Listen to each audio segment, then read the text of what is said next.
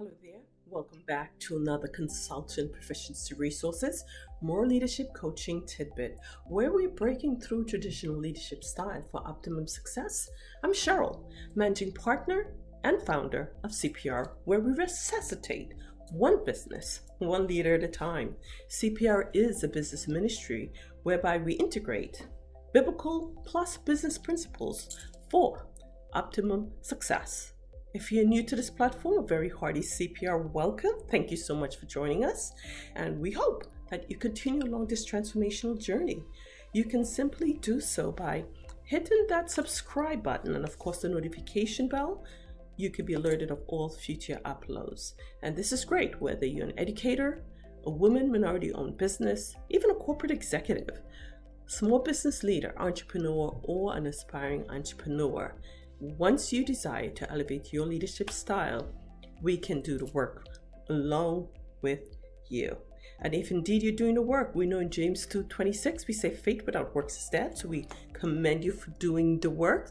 And if you reviewed episode 7, you know it's about taking small, tiny, intentional steps day in and day out. If you do 1%, according to Mr. James Clear, author of Atomic Habits, you would have a net gain of 37%. If you have not viewed that episode number 7, please be sure and do so before viewing this video. Now that I've taken care of all the housekeeping duties, welcome to episode number 8, theme, administering one dose at a time.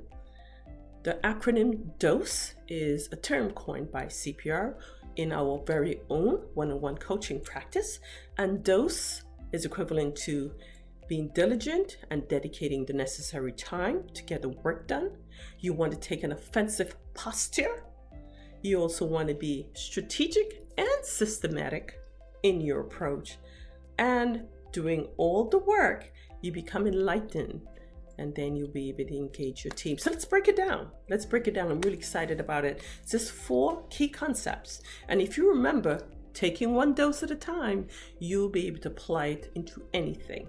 It's really simple. So the first word we're going to explore is the word diligent, as in earnest, as in industrious. We know that in Hebrews 11:6, we are called to seek God diligently. So we also already know that in our faith walk.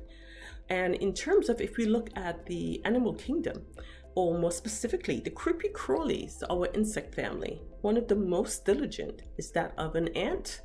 A-N-T. You heard me correctly, an ant. I recall in the Caribbean, I love to play outside with my sisters and friends.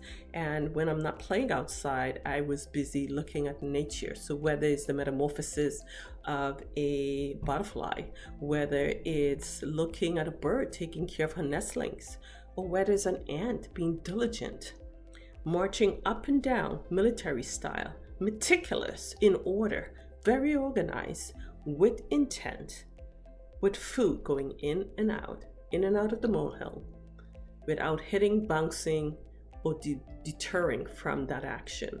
That is diligence. We can learn something from that ant. Most of you may remember the old fable between the ant and the grasshopper. Again, how the ant was being so diligent. So there's a lot to learn from this little creepy crawly thing called an ant. But the key term here is being diligent, and that requires us committing that time and doing the work day in and day out. You can do so by dedicating protected time, and that means really having to put aside that time, whether it's every Monday at 3 p.m. to 4 p.m. Until it becomes habitual, doing it day in and day out. At the beginning, you have to be intentional. You have to set a time. Eventually, it does morph into something a little bit more organic. The next term, O, for offensive posture. In the term of sports, you might have heard the word offense, defense in basketball, which I love. Offense, defense. The question many ask is whether the coaches should take a defensive strategy or an offensive strategy, right? An offensive strategy is just really trying to score, and defensive strategy is really preventing the other team from scoring, impeding on their progress. And in the game of sports, well, it depends. I think you need a combination of both. And in life, you also may need a combination of both. Also in business, you may need a combination of both. But I would say in the realm of business, you need to first focus on the offensive posture. And an offensive posture is going to bring you to a point where you're being proactive. You are understanding your mission, your vision, your value, what you're committed to. You're looking at your key performance indicators for the year. You're looking at any competitive strategies that you may have. You're looking at your target audience to see if there's a change. So you first have to review what you have, consider what you have within your organization.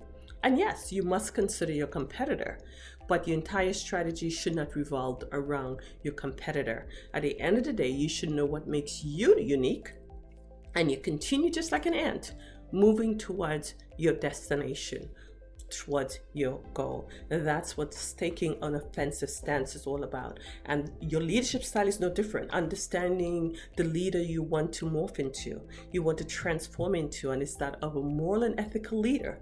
That means kicking out, stomping out negative habits, corrupt fruits, and replacing it with good fruits of the Spirit on that solid foundation. The next letter is the letter S for strategy and being systematic. And strategy is pretty simple. Understanding what that includes from what I mentioned before, looking and examining at your business plan, your strategy from that level. Once you understand what that strategy is for you, tactical and strategic, short-term and long-term, you then want to be systematic. Systematic brings you to a 360 perspective of your organization.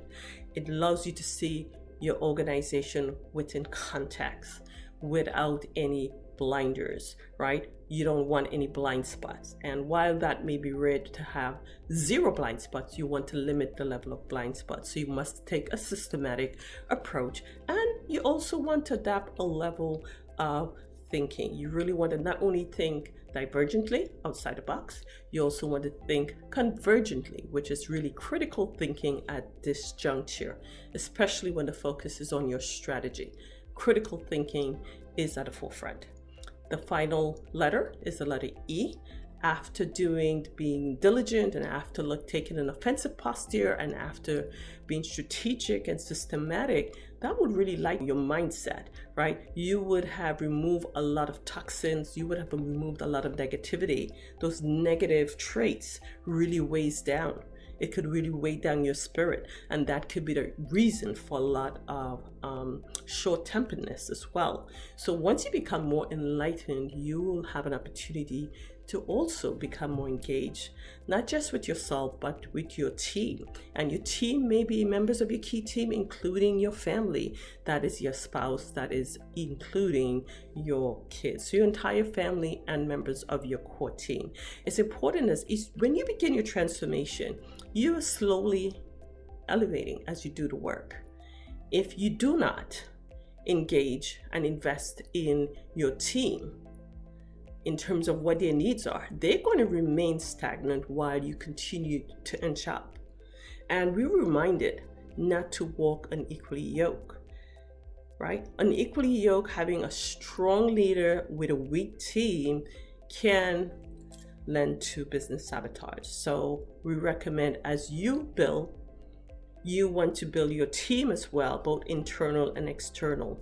External meaning your core executive team, and of course, looking at your spouse and family members. Even if you have kids will see the change in your journey. Once you have noticed the change, your own children will notice the change as well. So they need to be prepared for the change. Even if it's an improvement, they still need to be prepared for the change in terms of what's to come. So everyone needs to be engaged based on their respective roles. That's the important key here. So you want to walk equally yoked, not unequally yoked, and this includes even on a business front. So that's very important to outline. Having said that, we have just concluded tidbit number 8, titled Administering One Dose. Today, what we have done was just simply broken down the acronym DOSE. Working diligently and dedicating the time, taking an offensive posture, being strategic and systematic, that will enlighten you, which allow you to engage members of your team. And as always, we want to close with a biblical precept, and that biblical precept comes from James 1, verses 4, 5, and 6. We'll also consider verse 8.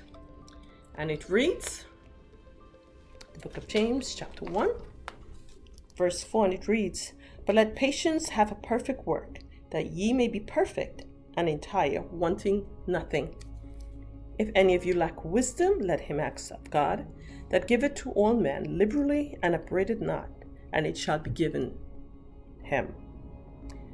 But let him ask in faith, nothing wavering, for he that wavereth is like a wave of the sea, driven with the wind and tossed." Verse 8, "A double-minded man is unstable in all his ways." And that's a beautiful passage, maybe one of my favorite, even though they're all my favorite. But let's just review what was stated here. Verse 4 talks about the importance of having patience. And in doing so, let patience have its perfect work. And that's beautifully stated.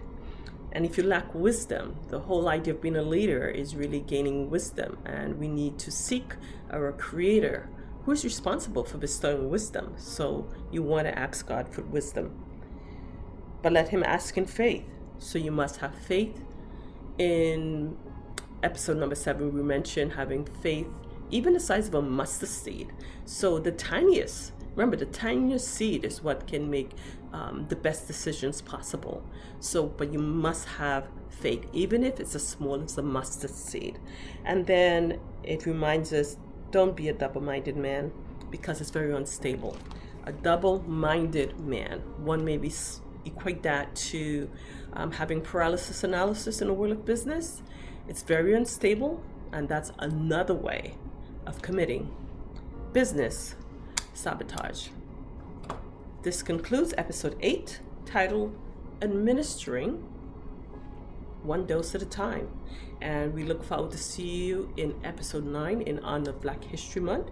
We ask the question, is the price of the truth, or is the cost of an alternate fact? We hope you join us on that journey as we explore the truth of who we are and how we can operate in the world of business. Thank you for joining us during episode 8 for CPR Moral Leadership Coaching. Thank you for watching. God bless.